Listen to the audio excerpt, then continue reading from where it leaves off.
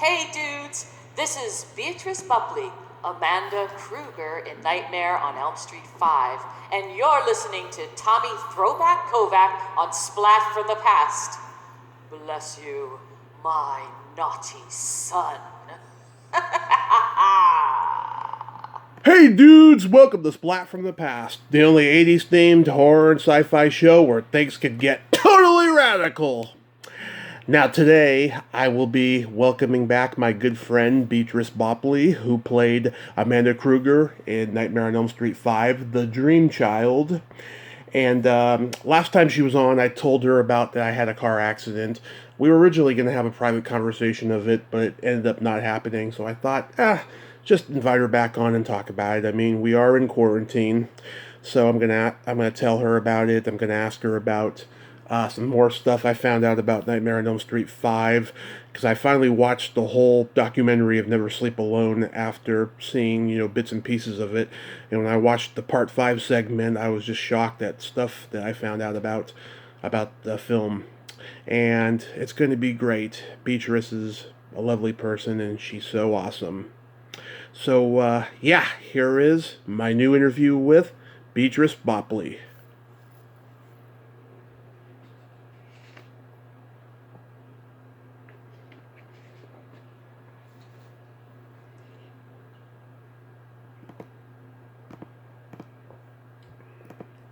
Hey, Beatrice. Hey, how are ya? I am great. How are you? Welcome back. Oh, hello. Good to be back, and I apologize for the long delays. That happens. That happens. How's the snow over there? Well, we were pretty blocked in for a while here. I would say we got over 2 feet of snow, and my college son had just returned back to his apartment before we got the snow, so it was left to my husband, and mostly my husband, and my younger son, who's still in high school, was remotely learning, so he wasn't able to help my husband too much. But I have the great excuse of my back surgery, so I didn't have to help. Oh God, I feel bad for anybody who has kids that are still in high school right now. Oh my God. Oh yeah, it's really it's sad. It's a very sad, for my son. This is his senior year, and he's experienced his entire senior year from his bedroom. It's not what a senior year in high school should be. No. But what can one do? Yeah, that's terrible. We had some snow. He has a small bubble of like 3 friends that they all kind of have kept to each other. So that at least he gets to get together with his friends after school and on weekends. Yeah, but that's about it. Yeah. We had snow last week. We have snow like once a year here up in Reading. And it's always great. I mean, we have like a whole back patio, full of snow cones, basically, for us. Yeah. We love playing around in it, Yeah. And I look forward to it every year. But yeah. Must be freezing cold over there, huh? Yeah. I mean, I'll say it's beautiful to look at, but, and then it starts to become gross, eventually when it starts to get all black and dirty and so forth. But it was fun, when it was coming down and watching the deer they were up to their bellies, kind of trying to tromp through the snow, and kind of cool. Yeah. How are you overall during the pandemic, though? Well, mostly, in the same boat as a lot of people. Fortunately, I didn't have a loss of a job, although, it's, what I do, for the most part right now is, I have a yoga studio, and people clearly weren't able to come take yoga, when the pandemic first started.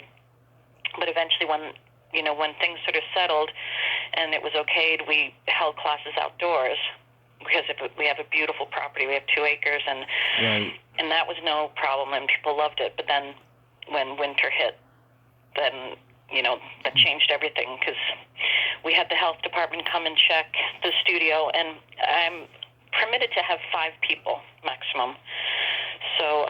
So instead of having classes of 18 people, I can have 5.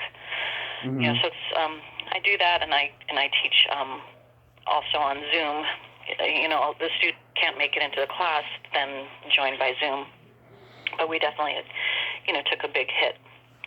And other than that, you know, it's, I think, the same as everyone. It's been sad not being able to get together with friends, you know, socialize, have any big events. And and what I miss the most is travel. Mm-hmm. That's a big part of my life. And this is the first year where we just never went anywhere. Yeah. You know, that's a small complaint. I mean, there's so many people that were hit so much worse. Yeah. Lost jobs, and then worse yet, lost loved ones. I know quite a few people, mostly my friends' parents. Unfortunately, there's been numerous deaths, but more than that, most people got COVID and managed to get through it. Although there seems to be lingering issues with lungs and such.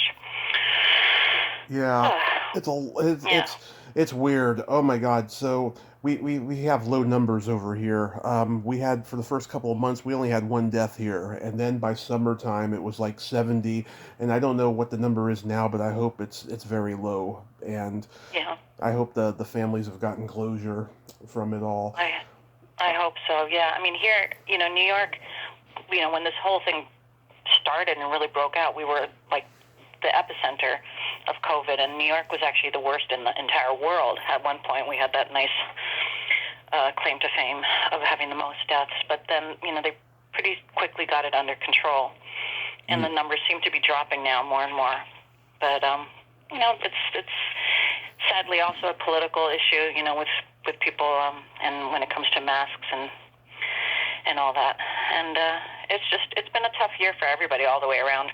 But Sure. I always try to focus on all the incredible blessings in my life and the things to be grateful for, because, you know, even when we have the horrible things happening to us, you know, if you can focus on the things that are good, I just think it helps get through it.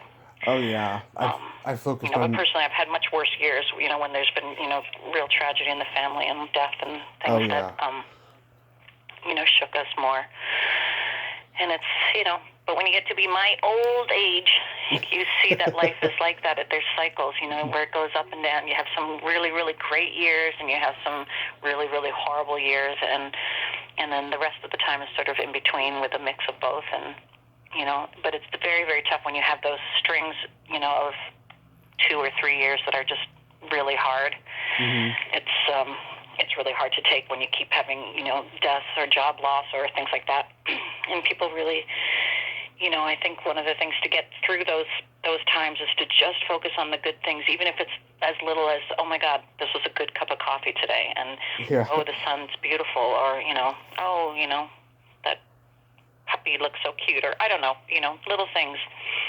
Yeah. Because you know, like they always say, you can't control what happens to you in life. You can only control how you react to it. Absolutely. I've been drinking too much coffee, by the way. Oh, you know, do you have how do you make your coffee? Do you have a? We got the thing, you know, with the coffee that comes in the little, you know, little K cup thing. The little K cup, yeah. Yeah. You know what's so weird with that? We have one too, and the most bizarre thing is you think it's like it's the same little K cup, and it's a measured amount of water that comes out automatic, and it's all, you know, pre-programmed. And yet I find that, like, from cup to cup, it can taste really different. I never understand why. Like, some days I'll have like a really good cup of coffee, and other days the exact same machine and, you know, the Keurig, and the coffee comes out like weirdly bitter or something. And I've never understood how that is, but one of the mysteries of life. Yeah. So last time you were on, you know, I'd mentioned to you that I had a car accident, and you were very curious to know about it and stuff. I just celebrated 6 years of it, and 6 years of sobriety as well. And it's been an amazing journey. So, yeah, it was just another night of drinking, me and this guy that I thought was my friend at the time. we were going home from up in San Francisco, and I fell asleep in the passenger side. He fell asleep at the wheel. We ended up in the middle of the road. Okay, I mean, my hand was cut up a little bit, but everything else was fine. And then the car collided with ours, and then the impact hit us. Man. And you both survived? Yeah. I got the worst of the injuries. I fell into a coma for 30 days. My gosh. And Holy smokes. yeah, I had to have 12 surgeries. He only had 2. He just broke his arm and his pelvis, but I just broke a lot of stuff. And they were predicting I was going to die, but a miracle happened, and I didn't. I woke up on my mom's birthday, which is February 21st. Oh, wow, okay. And yeah, what an incredible birthday present that was for her. It was, and I've never forgotten her birthday ever. Right. Yeah, Yeah. But I mean, as a mother, oh my gosh, I can't think of something more incredible than to have that happen. What a great birthday gift. The son that you thought you lost. She got the phone call. He came back. Yeah, she got the phone call from the nurse, and she was preparing for the worst. And the nurse was like, "Your son would like to say something to you," and I said something like, "I love you, Mama. I miss you," or something like that. Yeah, she was really sure that it was going to be bad news, but she was just so happy. And then she came like that morning, and I don't remember being awake until that following Wednesday because it was a Saturday, Right. And then lots of weird stuff happened. I was under anesthesia. I saw a lot of stuff that wasn't there, and a lot of craziness happened. I was in the hospital for 5 months. And wow. It was really, really interesting. I learned a lot, and it took a while because I broke my leg in 7 places, and so I couldn't I couldn't I couldn't get up. I was very pasty and pale, and I couldn't. I was easily tired. I just could not, move, and it took a lot of physical therapy for months, and I was very grumpy from the medication. I gave the nurses in recovery a good reason to not like me. I was so grumpy during that time, and I was constipated, and I couldn't pee or nothing. It took a while, but I eventually did the last month I was there. And yeah, as soon as I got back home, then I decided I was going to follow my dream of showbiz. I've been doing stand-up for 10 years. Leading up to that. Good for you. Yeah. And that takes guts. Yeah, I don't do it as much anymore and stuff. There's really no show business up here in Reading, but we had spent a year just crashing on people's couches leading up to the accident because we lost everything. My mom's ex was not a good guy. He was for a while, but then he wasn't. He actually died a few months ago, and we landed on our feet and we ended up here. Okay. Wow. Really persevered. And are you still sustaining any restrictions from the injuries? Okay, so I have bad arthritis in my leg, and there are days when it's so stiff I can walk for long periods of time. I have that. I had my gallbladder out about 9 months after I got out of the hospital because I had gallstones. I guess it was lingering for a while from all the drinking and all the greasy food I ate. I have that. I did have a mild heart attack, and I have a stent. I have a stent. The doctor told me I was going to be depressed, and because of the trauma and stuff, and I did, and so I gained weight again, and now I've been working on getting the weight off, because I don't want to go through it again. I don't even remember it, Right. Yeah. Well, thank goodness you survived, and thank goodness it's a tough way to learn a lesson, and it's a tough way to get sober, but better than the alternative, I suppose. Yeah, because when you find out that you have liver damage, that you don't need you don't need a 12-step program, because that's a 13-step program. You have a will right then and there to just not do it again. Yeah. Yeah. And that's what I have done, and it's just been amazing. Do you know anybody who's had an amazing experience like that? Well, I don't not necessarily that per se. I mean, my son himself is to me an amazing life story, because he was born with half a heart. It's called Really? HLHS, or hypoplastic left heart syndrome. Yeah. And when I was pregnant with him, the doctors told me to abort. They said he wouldn't live, or that if he did live, it would be, the quality of life would be so terrible. So we just researched like crazy and found out that the Children's Hospital in Pennsylvania was there was a doctor there, Dr. Spray, that had really good results with this 3-part surgery where they kind of reroute the heart so that it can operate without the left ventricle. So basically he doesn't have the left side. He's missing the pump, but they kind of rewired it so that blood can still be drawn through the body even without the second pump. And now, he's in high school, and he just earned his Eagle Scout rank in Boy Scouts, and he is president of his class, and applying for colleges, and he's doing great. So to me, it's a living miracle story that we're just so happy to have. But in terms of near death, I mean, he was very young when he had the surgeries, but with each of the 3 surgeries, of course they have to. I mean, he's basically technically dead. I mean, they shut off everything, and it's just through the machines that he's breathing, and that his heart is pumping. And each one was just a terror for us, because we never knew if he would survive the surgery. But it does, having something like that and watching your child fight for his life, it makes you really appreciate life in such a deep way. And I think it also changes your perspective, as I'm sure it did for you. Like, we don't sweat the small things. No. Because we've lived through the big things. So it's like, you look at things that a lot of people think are such a big problem, and you think, no, not really. There could be much, much worse. So, yeah. I am grateful for that perspective, and I'm sure you are too. I am, yeah.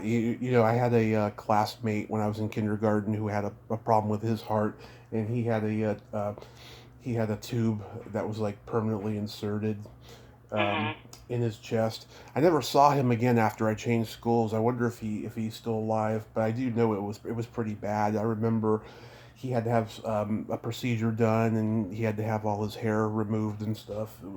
It was pretty heartbreaking. Yeah. Oh, it's scary. It's so scary. It is. And I think, well, I will say, as a mother, nothing is more painful than that, of watching your child suffer. Yeah. I remember I even, that was something, I wasn't a mother yet, obviously, when I played Freddy Krueger's mom, because that was a long time ago and I was still young, but but I remember, just tapping into that feeling of, if you're a mother, even whatever your child is, if he's a beast, a murderer, a crazy maniac, part of you still loves them. You just can't help it, because you gave birth to this child, and carried that child inside you, and it was this life that you were loving and nourishing. And so no matter how they turn out, part of you always loves them. And so, I always kept that in mind when I was playing Amanda Krueger, like that, she loves her son. Mm-hmm. Part of her, but of course, being a nun, and, she couldn't, and just being a regular human, she couldn't let him keep killing, even in the dream state. Although the whole thing in 5 was, hard to, even the producers and directors and stuff were like, well, is she dead? Is she alive? I mean, she was dead, but, yeah. Strange little thing that it is. But the mother's love is eternal. That never dies. Yeah. Yeah, I wanted to ask you too. I had seen Never Sleep Alone in bits and pieces. I just watched the whole thing a few months ago from start to finish, and Uh-huh. when I got to the part five section, wow, I did not realize it explained an awful lot that as the filming progressed, the script kept getting rewritten. Oh, yes. Yep. I Yeah. still have the original script somewhere here, and I just remember, you get every morning, you get the dailies, you get the pages, Hmm. and each day, because they were writing and rewriting as they were going, and so each day would be a different color. So it's like this rainbow color. The script is really quite pretty because it has yellow pages and pink pages and blue pages and green pages. Love it. Because they would be working on the fly, just like, oh, okay, let's change this. Oh, let's do that.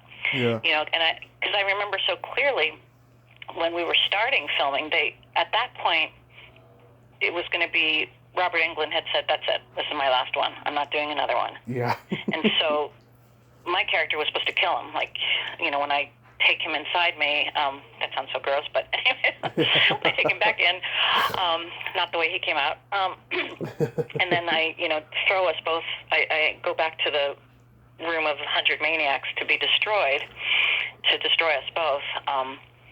That was supposed to be the end of it. But then afterwards, they decided, I can't remember if it was Robert or the producers or a combination of, said, you know what, let's leave it open so that he could come back. Mm-hmm. And so they switched it so that his hand comes ripping out of me.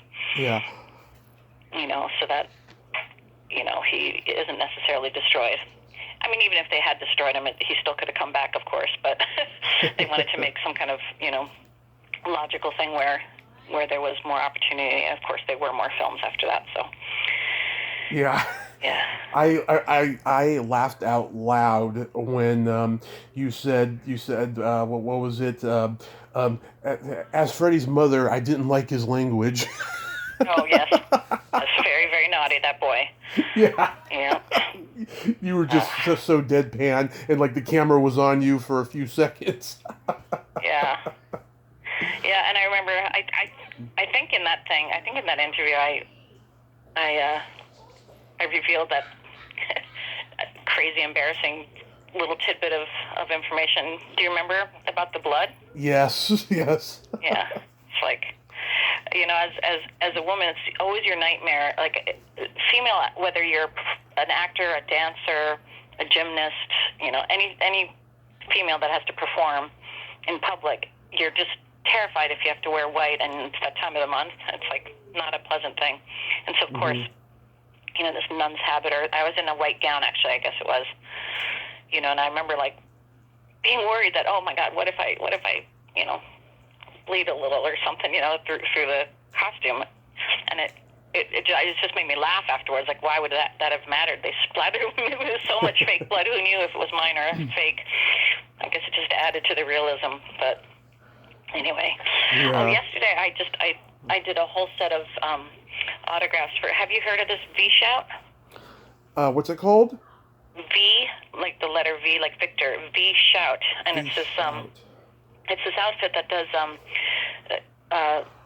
autograph signing and videos by all kinds of celebrities. Mm-hmm. So you go on their website and you purchase autographs, and they provide a photo, or you can send in your own item, but otherwise they provide it, and you can say the name that you want on it, and what color you want the autograph in, and then the artist, we make a little video recording of ourselves signing it. So I'd be like, hey Tommy, here, thanks for buying this. Yeah. Here I am signing it. Cameo. Enjoy it, whatever, like that. Yeah, Cameo, right? So what's that? Cameo, right? Yeah, like a little short thing. Yeah. Yeah. And I think they send a little clip to each whoever purchased it along with your item. So they wait till you have a bunch of them, to sign. So they sent me a big box, so I just knocked a whole bunch off one after the other. And there's some really cool things, like, there's some people that bought entire, posters, and so, and they're collecting the autographs from everybody. So, so the poster for number 5, it was fun because, and it shows where I'm supposed to sign it, and you can see, Lisa signed it and Danny signed it, and Toy's going to sign it next or whatever. And even though we aren't together in the same room, you kind of feel connected to them because you're just we're all working on the same poster together, and it's going to be sent to whoever purchased it, which is kind of cool. Yeah. That they get this whole group effort of everybody saying their name and thinking about them as we sign it and stuff. So that was a lot of fun. Well, I would like to get an autograph from you, even though I hate to speak in these terms, but in case, we end up, never going back to the conventions, or it's prolonged, Yeah. Longer and stuff. Yeah, I mean, I'll definitely check it out, but yeah, it's just a scary thought, and It would be so sad if they go away. But I think we're gonna at some point come back to normal. But you never know. That's one thing to anyone listening, whether it's for me or for anybody. I hope people know that if you want to see a particular performer at your local convention or wherever you can get to, you have to really write to the producers and request them. Because unless you're the big headliners, like Robert Englund doesn't need anyone requesting him. Everybody wants to see him, and all the big name stars. But if there are other ones that you want to see, it's really by getting requests that then they contact us. Okay. Or if you have a great agent that's really out there plugging for you. But I have an agent, and he's great if he's listening, but yeah. but, he requires people asking for us. So if you want to see me, you got to ask. Yeah. Oh, speaking of asking, do you know this Michael Darconi? Michael Darconi. He's also no. he's one of the fans on Facebook, and he's producing this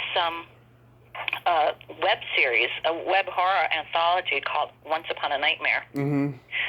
He's raising money for that, and so he's got a bunch of actors from Elm Street and various places who've all agreed to appear in different episodes. There's 2 episodes he wants me to be in, so it should be kind of fun.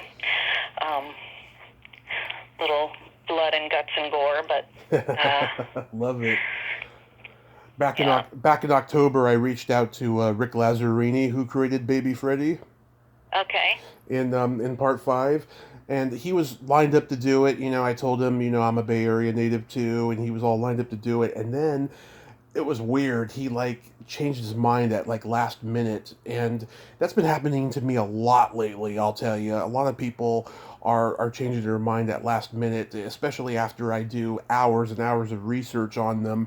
And last year was a good year because once quarantine hit, oh my God, I was doing 3 a day, sometimes 6 days a week. I mean, I was just cranking them out, doing one interview after another, but then... Which makes sense, because everybody's home, they're like, okay. Yeah, but then just all this... with some of the guys, with some of the people that, last minute... Yeah. I mean, are you sure they changed their mind, or did they just forget? I don't know, some actors I know who forget and miss. Literally told me straight up that he changed his mind, and he apologized, and then that was it. And then I replied him, and then he didn't reply me back or whatever. But it's weird. It's been happening a lot lately. I wonder why. Yeah, and I had thought. Side, I can understand, but Yeah, I had thought about reaching out to those 2 guys who are credited to writing the script, though. But from what I heard, they're pretty upset that they went through that whole process of the movie. Right.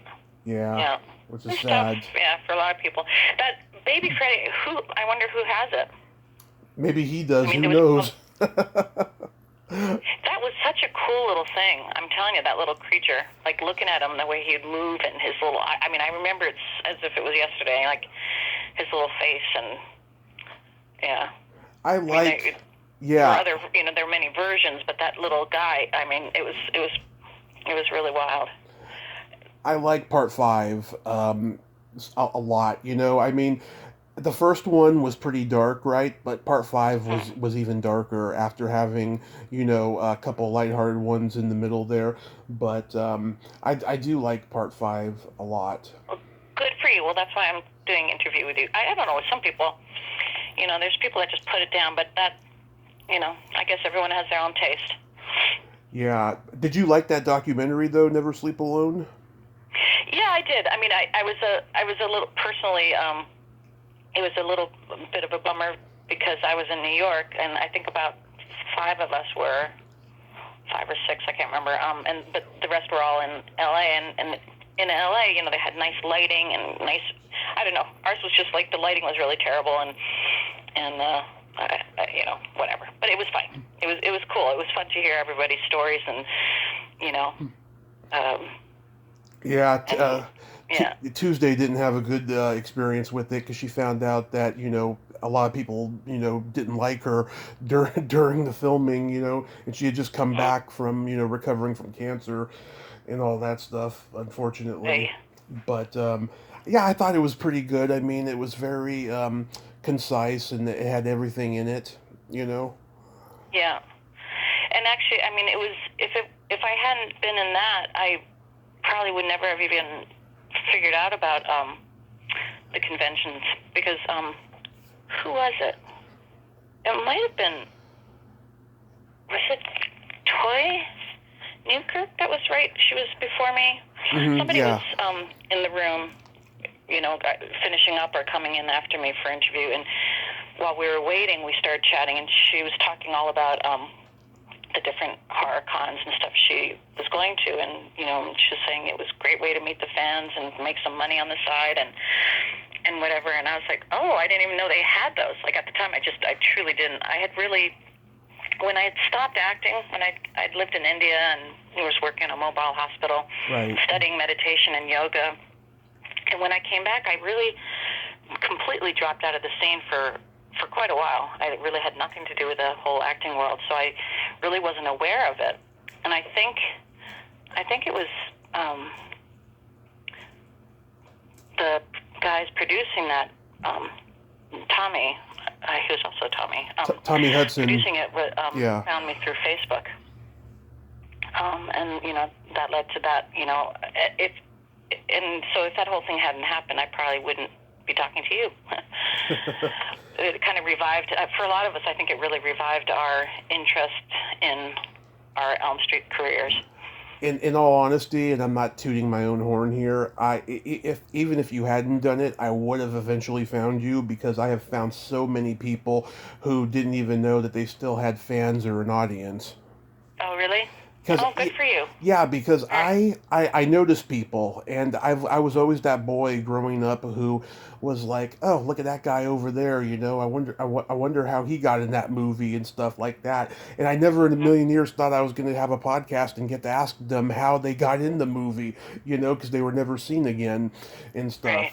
And it's been amazing. There's a couple people who have even told me, as soon as they did my podcast, they had people contacting them, for roles and conventions and offers to have an agent and stuff. And I was pretty Very touched. cool. I was pretty touched by that. Yeah. Yeah. So you're paying it forward and doing a huge favor for people too. Very good. Yeah, I mean, I'm not the only one. There's plenty of them out there doing this, but Yeah. I'm glad that I get to make a contribution to them too. Yeah. Well, I know that a lot of us, in the Elm Street series, especially when, like, number, 4 and 5, and, when they were really cranking them out for a while there, Yeah. nobody really had an idea, I mean, aside from probably Robert, but, we just never knew how iconic it really was and what a huge audience there was, and how strong the fan base, like who would have thought 20, 30 years, however long ago it's been later, that people would still be talking about it, and watching the films. Yeah. So it's pretty wild. I'll tell you though, I'm very critical of the fandom of a lot of these franchises I grew up watching. I think they overanalyze the meanings of the films, and they go completely nuts over it, and Mm-hmm. I miss being thinking that I was the only one who liked these, because that's how it was, in the neighborhood I grew up in, I just miss being thinking that I was the only one. Yeah. In a way, though. I was a big fan when I was little. I was a huge fan of. I still am of Planet of the Apes. Really? Oh, Yep. I love that those. was my biggest. My sister and I, we called it P of A, and we watched, every movie. We watched the TV series, as crappy as any of them were, we loved them all. We loved them, and my sister also had always been a tomboy. Yeah. And so we weren't allowed to play with Barbie dolls. She said, oh, that's just girly and gross. So we played with P of A. We played with Planet of the Apes dolls, and we'd always be Cornelius and Urko and Dr. Zaius and Zira. And then, the astronauts would always be like the bad guys that we'd capture and stuff. But, since then, like the most recent trilogy has, really, really powerful. I love that series. And my girlfriend, a fellow actor from back in Vancouver, she plays Maurice, the ape, the orangutan. Mm-hmm. Karen Conoval. It's so cool how they do have you watched the latest ones? Have not watched the latest ones, but I love the originals. And about 4 years ago, I was at a convention, and they had a panel there. Lou Wagner, who was Lucius in the original, Tom Berman, who did the makeup, and Bobby Porter, one of the great little stuntmen of Hollywood. They were all there talking about the original film. I got their autographs afterwards. They were all very nice. Tom Berman was kind of prickly, but Lou Wagner and Bobby Porter were great. I enjoyed meeting them, and yeah, it was great. I love the first one especially, but I also love the third one where they're in L.A. in 1971. Mm-hmm. Yeah. I love that. Bradford Dillman's in it, and Eric Braeden, who I was offered to interview, and then I ended up turning it down because he wanted me to read his book, and I only had like maybe 8 days until the actual date to do it, and he was very diva-like of it, so I ended up not interviewing him. Well, I met. Well, actually, to be honest with you, I don't even know if it really was her because she was in full mask and makeup. But when I can't remember. I was like in my teens, living in Victoria on Vancouver Island, and at our local P&E, our little local fair, you could get your autograph with Zira from Planet of the Apes. So I have a photo with her. But to be honest with you, I don't know if it was the actress who played it because she never took the mask off. And back in the day, I just never even thought to ask. Yeah. And I think I also got the autograph of what is his name? Anson Williams, is it? Oh, I've met him. Great guy. Yeah, we all had a crush on Potsy. So. Yeah. He's a great guy. Yeah. Have you been invited to any virtual cons? No, they're having virtual cons. Oh yeah. I know a few of the Nightmare people have done them. I saw one on YouTube. It was kind of awkward and strange. I don't participate in them, and I hope even after there's a cure and everyone can return to life, I hope they're not going to be a staple of, but they might be a staple of the business, but I hope not. They're just not the same, They give everyone 2 minutes of time with them. Sometimes they can all the people there can just be there in the same Zoom chat for a long time, but it's weird. It does sound weird. I mean, the whole Zoom thing, we've all had to learn to deal with it, but it's definitely not the same. It's very really odd. not the same. I know there was a couple, I unfortunately, the dates didn't work. I couldn't make it, but I know there was a couple of different screenings, like a Zoom screening of 5 that I had been invited to, but I couldn't be there on the days that it was happening. Yeah. But yeah, a whole convention. Interesting. So I have this I have this secret silly game, Beatrice. I actually wanted to play with you last time, but I can't remember. I think I had another interview or I was hungry or something. I know it happens sometimes. I get hungry or I have another interview and I never have time to play this. So this is a series of silly slumber party questions.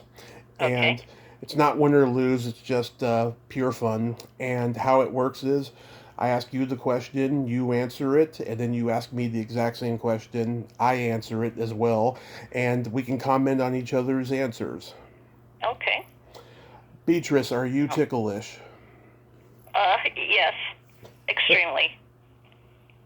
I never let on. I always pretend that I'm not because I can't stand it. I'm unbelievably ticklish, and I was actually tortured, literally tortured by my older brother and sister when I was little. They would pin me down and tickle me till I was like screaming, and you'd laugh, so it sounds like you're having fun, but it wasn't fun for me. How about you? Are you ticklish? Yes, I'm very ticklish. I've been known to hit people in the groin because of a knee-jerk reaction. Right? Yeah. It's awful. I can't stand it. It's like, laugh. It's just too much. But I will never reveal where I'm most ticklish. Yeah. I don't want anyone to have that against me, to use against me. My soles on my feet are the most ticklish part. Ooh, so you don't get foot massage, I guess. Oh, I do, but it's a crapshoot. I mean, some people are really good at the massage, and then other people they just tickle me to torture me. Oh dear, yeah, that would not be relaxing. Yeah. What's your favorite part of the body? It could be anything. Favorite, the eyes. That's a popular one. Windows to the souls. Yeah. I think the eyes are everything. I mean, if not that I would want to date or marry just a floating pair of eyes, but I mean, as long as you have eyes, it's yeah. Mm-hmm. And I don't mean to take away from anyone who's blind; they still have eyes. So. No, I just made because as soon as I said it, I thought about I have a dear friend who's blind, and so. Oh. How about you? What's your favorite?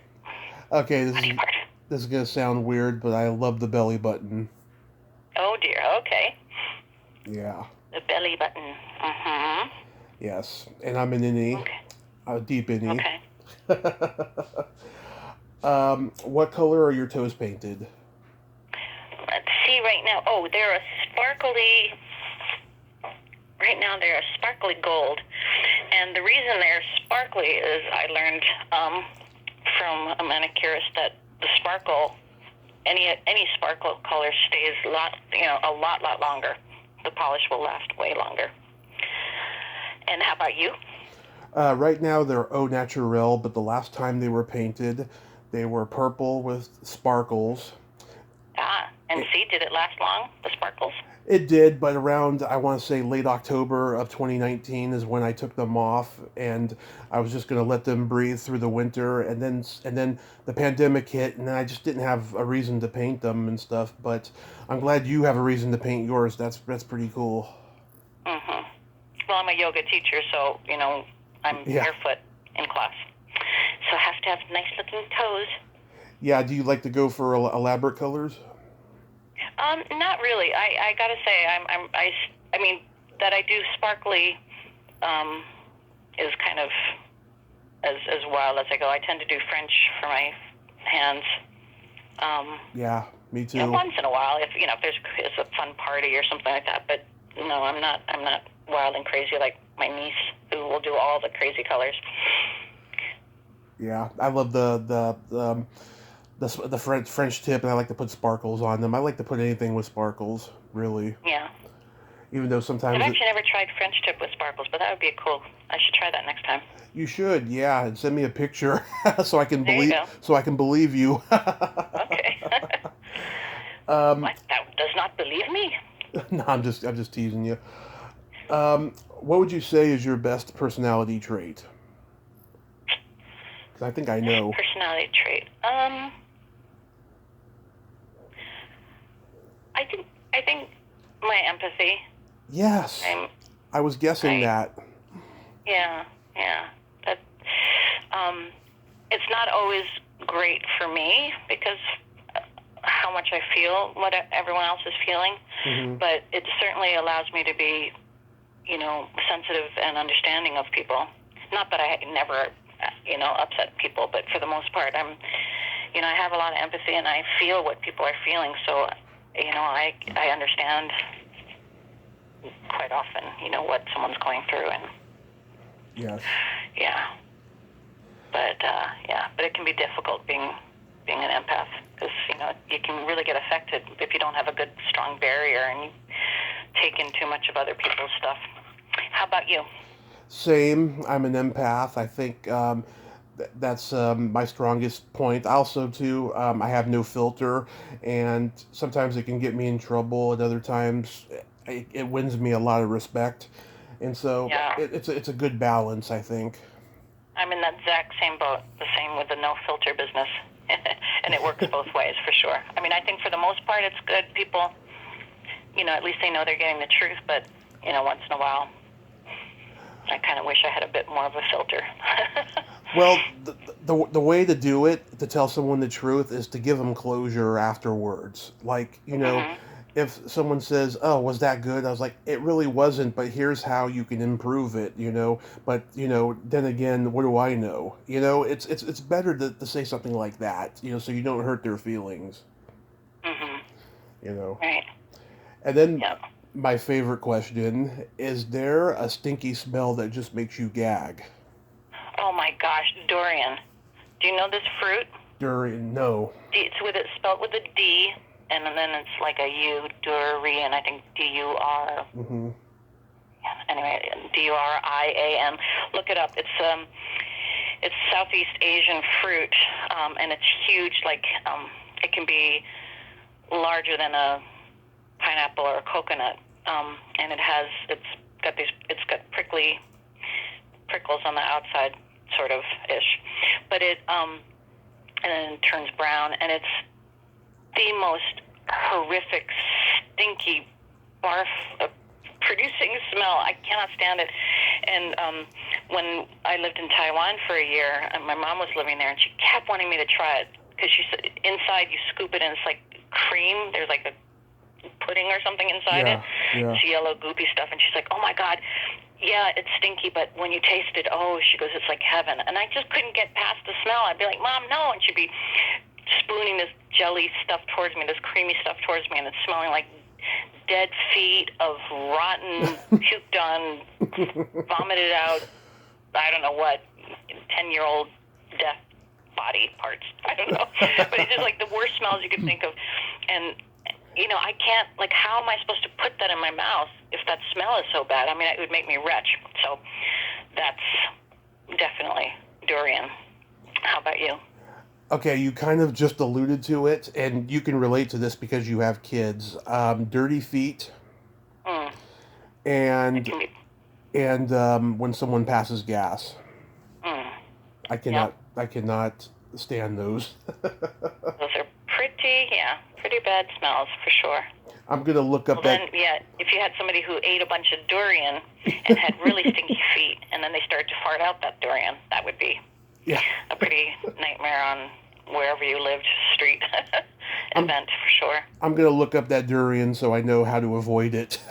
Yeah, do. I think it's even in the Joy of Cooking. If you look it up, I think it says the description is something like the fruit that smells like hell. Tastes like heaven but smells like hell, or something like that. And I believe my mom. I suppose that it might taste really good. I just can't get past it. But people that like it really love it. They make it into ice cream and do all kinds of stuff with it. But I cannot get past the smell. Yeah. If you go to an Asian market, you might be able to find it. Asian market. Yeah, definitely look it up. Yeah. Do you like jokes, Beatrice? What's that? Do you like jokes? Do you like jokes? Yeah. If they're good, yes. Okay, let me put you to the test here. What did the elephant say to the naked man? Drunk. I don't know. I get that all the time. Yeah. What did he say? What did the elephant say? Man, how can you breathe through that thing? Ah! Wah, wah, wah, wah. Very good. It's a benign, dirty joke. There you go. Yeah. Yeah. No, I have a standby of 3 jokes, but they're all very long because I'm an actor. So the way I tell them, they go on, and everyone in my family rolls their eyes and runs out of the room because it's the same 3 jokes that they've heard me repeat forever and ever to everybody I know. So I won't do them, but No, you can tell me one. I wonder if I can make it short. Okay. Okay. or any. So, which one should I do? Okay, so this chicken goes into the library, goes up to the librarian and says, book, book, book, book, book, book, book. Yeah. And the librarian looks down at, over the counter, and she sees the chicken, and she's like, oh my goodness, a chicken. What are you doing here? And the chicken looks up and says, book, book, book, book, book. And the librarian says, oh, you'd like a book? And the chicken nods her little head and says, book, book, book, book, book. And so the librarian's kind of amused, and she goes into the back, and she comes over with Little Red Hen. She gives it to the chicken, says, here, enjoy. So the chicken takes it under her wing and waddles out the room. Next day, the chicken comes back, same chicken, puts that Little Red Riding Hen on the counter and says, book, book, book, book, book. And the librarian says, oh, you read it? Book, book, book, book, book. Oh, would you like another one? The hen nods her head, says, book, book, book. So she gives the chicken another book. Well, this goes on for like a whole week. Each day, the chicken just comes back and plops the book on the counter. And so the librarian starts to give her longer and longer books because, like, this is crazy, like just one day each. So she starts giving her, bigger books. And the hen still keeps coming back the very next day. Yeah. So finally, the librarian says, there's something really strange about this whole situation. I'm gonna get to the bottom of this. So she gives the chicken War and Peace. And, there's no way the hen could read that in one day. So the hen kind of drags the heavy book out. But sure enough, the next day the hen comes dragging that big old book back and can't really even get it up onto the counter, but just hops up and down saying, book, book, book, book, book. So now the librarian's like, okay, I know this hen is not reading these books. I don't know what's going on, but I'm going to find out. So she gives the chicken another book, and then she puts on her spy glasses and her little sleuth jacket and waits for the chicken to leave, and she starts following. She puts an out to lunch sign on her desk and starts following the chicken. Yeah. And the librarian's very excited because, she doesn't have a very exciting life normally, so this is very exciting for her. So she follows the chicken hiding behind the books, and the chicken goes out the door, and the chicken crosses the road. No, I'm just kidding. That's not the end. Anyway, so the librarian follows and is, hiding behind cars.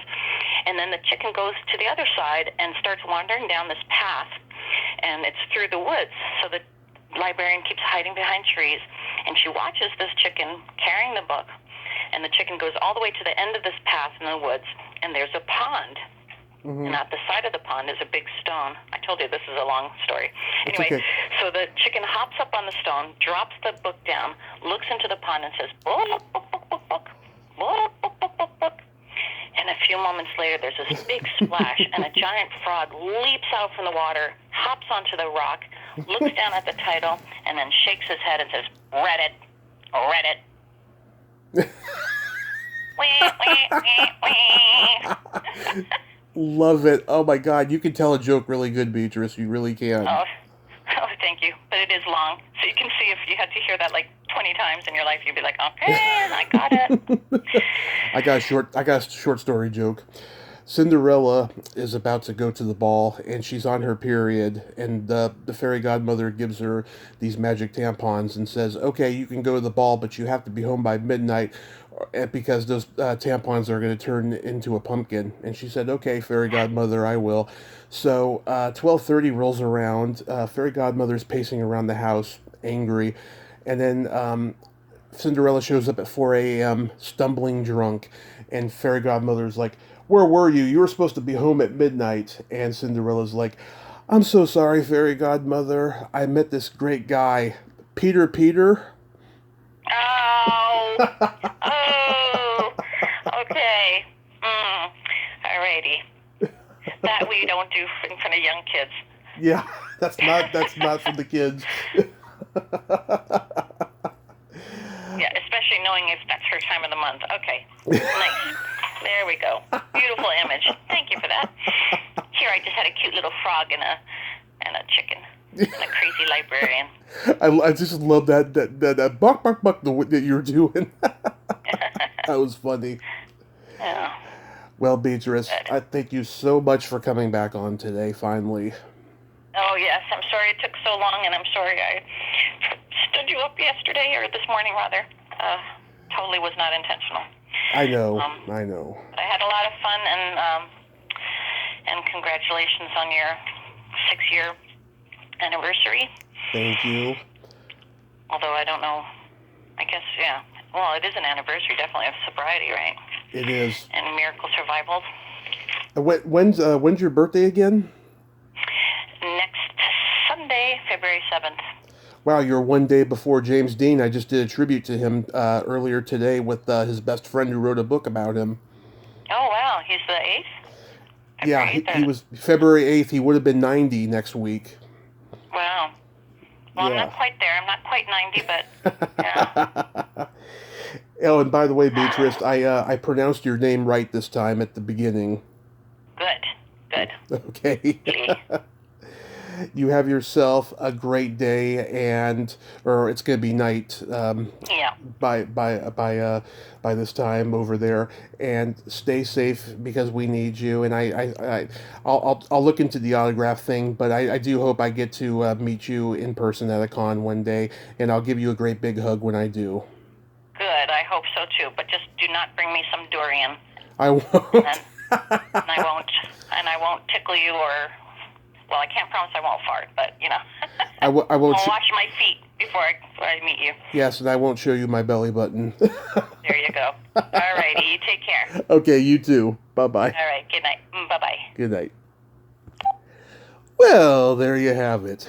Beatrice Boepple. Ain't she a sweetheart? Oh, my God. I got to play with her a little bit and see her, silly side and everything and talk about some deep stuff in the beginning. And she's such a great conversationalist. I adore her. Amanda Kruger is fucking awesome. Well, until next time, this is Tommy Throwback Kovac saying, there's no shame in living in the past, because the present sucks. Later, dudes.